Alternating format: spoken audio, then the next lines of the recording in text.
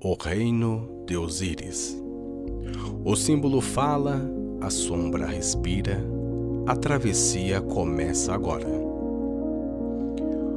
No silêncio das margens do Nilo, antes que o deserto e a noite engolissem a memória dos homens, houve um tempo em que a terra era fértil, a justiça reinava e o grão crescia sob a bênção de um rei divino.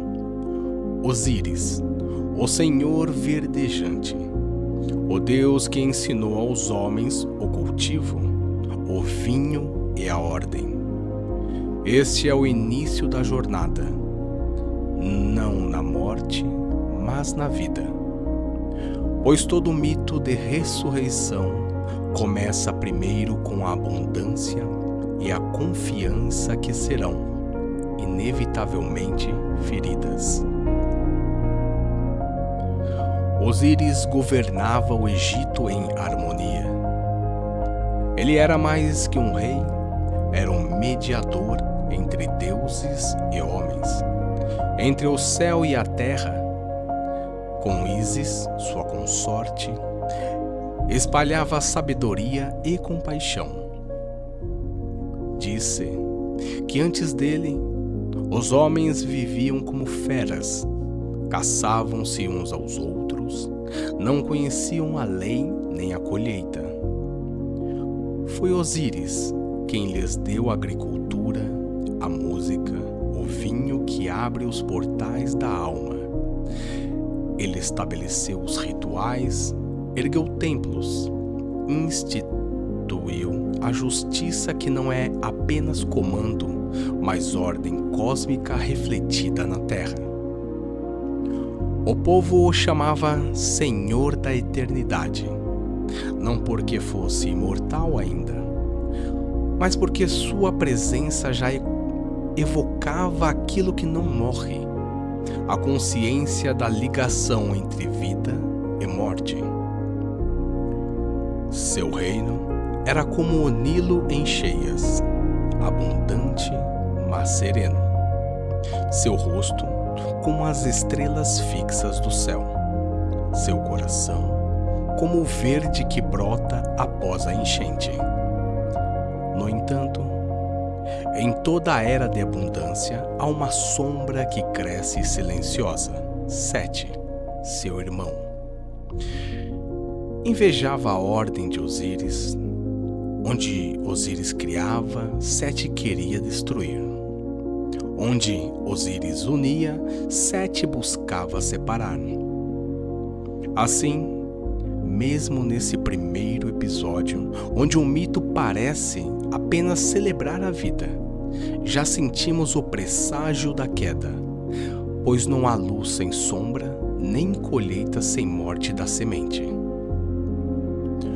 O reino de Osíris representa a fase de plenitude da vida psíquica, o tempo em que sentimos que há sentido, que a ordem interior é sólida, que a vida tem fertilidade.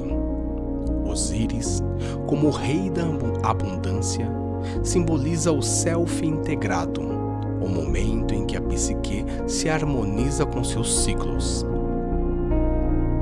A agricultura, o vinho e a música são metáforas das primeiras elaborações da consciência sobre o caos. Transformar a natureza em cultura, transformar instinto em arte. A ordem e a justiça refletem o arquétipo de Maat, a lei cósmica que Osíris encarna na Terra. Mas o mito nos avisa, toda ordem desperta a sombra. E Sete, ainda não revelado plenamente, já está presente como energia oposta. Jung chamaria isso de polaridade inevitável. Quando um polo da psique se fortalece, a ordem, a luz, a fertilidade. O outro polo, o caos, a escuridão, a estagnação, cresce na mesma medida. Assim, este episódio não é apenas antes da tragédia. Ele é a lembrança de que todo ciclo situação começa no conforto daquilo que chamamos paraíso interior, mas que logo será desafiado.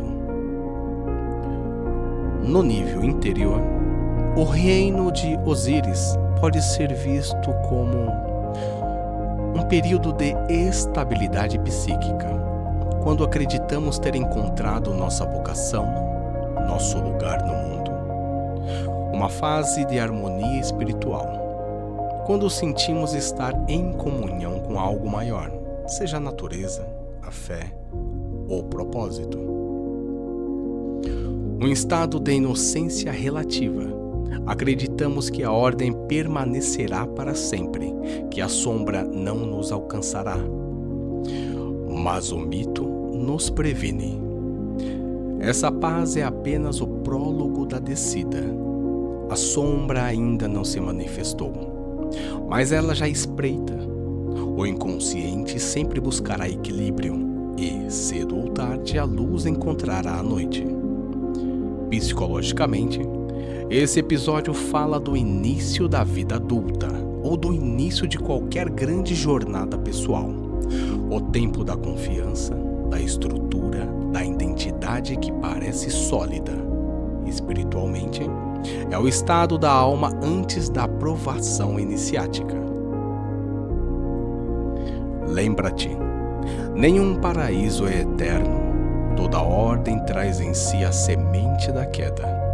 E quando o silêncio da sombra se erguer, será tarde para retornar à inocência. O símbolo fala, a sombra respira e a travessia apenas começou. E para você que chegou até aqui, curte, compartilha, se inscreve e até o próximo capítulo.